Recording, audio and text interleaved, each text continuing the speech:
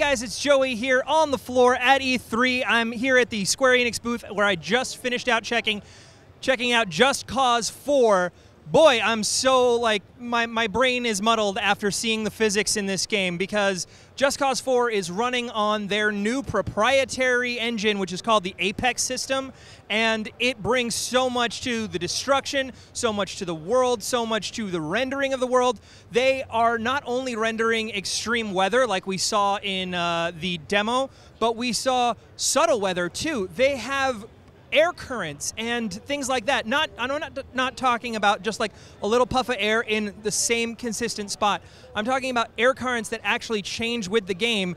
And so when you're using your wingsuit or when you're using your parachute, you can actually follow these paths and currents as the game changes. The environment changes, the weather changes, all of these things. There's so much that is being brought to Just Cause 4 through this Apex engine.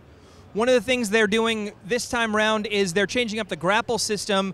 The grapple is fully customizable, so everything has 2 or 3 or 4 different versions of how it can play out. For instance, the booster rockets can now be added at range to something, or they can be added close up like they've always been.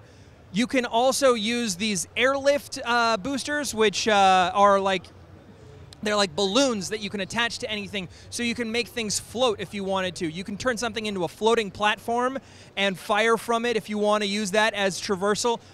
Attach a couple rockets to it to make it go, and all their destructible, extremely destructible pieces can also be utilized with those airlifters, with those booster rockets, so you can create a missile pretty easily. You can put a booster on a crane and make it spin around.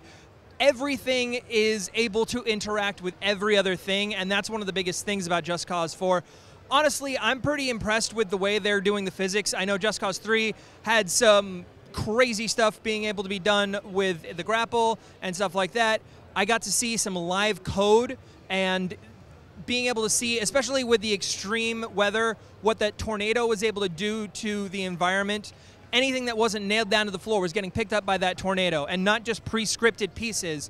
Stuff that you can destroy in the game, the extreme weather can also destroy, and it destroys it dynamically, and it's different every time. So I don't know about you, I'm excited for Just Cause 4 because it is the kind of game that you can play without ever touching the story and just go through and make random stuff happen. Of course, I'm going to play the story as well because the world of Solis sounds awesome, and you're fighting against the militia of the Black Hand. So I am super excited. They also have this new system of the front lines. The front lines is weirdly kind of this progress report on how you're doing in the game as Rico, because it is literally the front line of a war between the Black Hand and your forces. So as you progress in the game, as you do better, that line shifts, which means that you can actually see how well you're doing. And if you're not doing all that well, you can come in and give your buddies a hand for a little bit and just play in it like the destructible environment that it is.